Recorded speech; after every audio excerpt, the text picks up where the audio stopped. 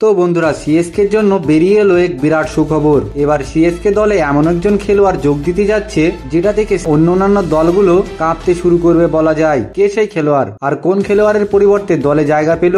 এছাড়াও সিএসকে তাদের প্রথম ম্যাচ কবে খেলতে চলেছে আর কেমন হলো এবারের আইপিএল 2025 সিএসকে সম্পূর্ণ স্কোয়াড, সবকিছু দেখবো এই ভিডিওর মধ্যে। তাই যদি তুমি চেন্নাই সুপার কিং এর ডাইহার্ড ফ্যান হয়ে থাকো আর আইপিএল বা ক্রিকেট আপডেট সব ধরনের খবর সবার আগে পেতে আমাদের চ্যানেলটিকে অবশ্যই সাবস্ক্রাইব করে নেবেন। তো বন্ধুরা, এই মাত্র চ্যাম্পিয়ন ট্রফি 2025 শেষ হলো। এই চ্যাম্পিয়ন ট্রফিতে ভারত সবাইকে হারিয়ে তৃতীয়বারের মতো চ্যাম্পিয়ন ট্রফি নিজেদের নামে করেছে। কিন্তু এই চ্যাম্পিয়ন ট্রফি খেলাতে এমন একজন খেলোয়াড় ছিল যে কিনা দর্শক থেকে শুরু করে খেলোয়াড়, কোচ সহ সবারই নজর কেড়েছে তার অবিশ্বাস্য ফিল্ডিং এর মাধ্যমে। সে দেখিয়েছে মানুষ কি করে উঠতে পারে। কে এই খেলোয়াড়? খেলোয়াড়টি হলো নিউজিল্যান্ডের গ্লেন ফিলিপস। হ্যাঁ বন্ধুরা, 2025 চ্যাম্পিয়ন ট্রফিতে গ্লেন ফিলিপস তার ফিল্ডিং ও ব্যাটিং এর জাদুতে নজর কেড়েছে সবারই। তাই তো সুযোগ পেতে চলেছে আইপিএল এর সব থেকে সফলতম দল মাহিবাইয়ের দল চেন্নাই সুপার কিংসে। কিন্তু কার বদলে সুযোগ পেতে চলেছে গ্লেন ফিলিপস? আসলে এবারে অকশনে চেন্নাই সুপার কিং বাই করেছিল ন্যাথান এলিসকে, কিন্তু ঘরোয়া ক্রিকেট খেলতে গিয়ে চোটের শিকার হয় ন্যাথান এলিস। তার পরিবর্তে সিএসকে চাইছে দলে গ্লেন ফিলিপসকে সুযোগ দিতে।